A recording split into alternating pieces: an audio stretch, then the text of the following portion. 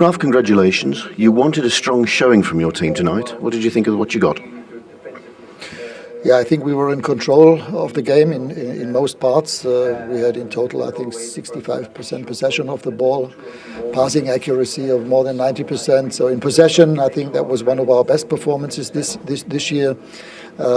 Still a few gaps defensively, but I think in total this was the kind of performance we wanted to show, especially to our supporters. So what was different tonight? How did you produce an improved performance like this in comparison with one or two of the others of late? Well, I think that the fact that we played with Juan Mata and Nemanja Matic gave us some quality in midfield. Plus Cristiano and Bruno. Bruno was also showing an improved performance, not only because he scored the goal, but also in possession. So it was not so easy for them to take the ball away from us. In the first half, we played in my opinion, a few too many back passes and square passes where we invited them to press. But in general, as I said, in possession, that was a good performance. Another good night for young Anthony Elanga, wasn't it? He set up the first goal. In a situation of uncertainty for a lot of players going forward, what future do you feel he has at this club? He's only just turned 20, and at Christmas, before I arrived, he had already thought about going on loan somewhere else, and now he's almost playing regularly for us.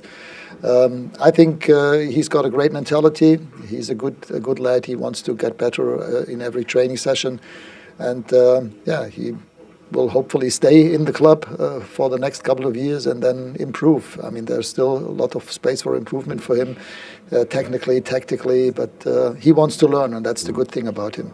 This was your last home game in charge. How do you reflect on your spell in charge up to this point? Well, in the end, I'm not happy with the results, especially in the last 4 or 5 weeks. I think until the West Ham game, we were still in the race in 3 competitions. We would have had the chance to proceed in the Champions League, but I think the first setback was the loss in the Cup on penalties against Middlesbrough, and that we lost against Atletico in the Champions League. Yes, that was also a setback. But I think we had good moments, as I said, until the West Ham game. We were in the race in 3 competitions. We conceded less goals, but in the last couple of weeks, the performances were not as good as they should have been. Today, and at times also against Chelsea now, we were better. But in general, we just lack consistency. When you look at a night like tonight, does that only add to your frustration? Sorry? When you look at your performance on a night like tonight and the second half perhaps against Chelsea? Yeah, I mean, as I said, we showed some good performances before and after Christmas. If I think about the game against Leeds away, Tottenham, West Ham at home, so we had Aston Villa away. We had good games, but not consistent. We were not consistent enough. Shortly your role will be to help the new management rebuild here. How quickly does that process need to begin? Has it begun already? Well, so far we haven't been able to speak. I mean, Eric's focus is on now winning the Dutch league. We had our focus on our games here. But I think it's obvious because quite a few players will leave the club. So there will be the need for new players, for top quality players. And I strongly believe that if everybody works together on this process, that we can raise the level and bring back Manchester United into spaces and areas where they should be. What do you feel in your position will be the priorities in terms of positions? I mean, apart from goalkeeping, where we have 3 excellent, if not 4, but definitely 3 excellent goalkeepers with Tom Heaton, with David De Gea and Dean Henderson.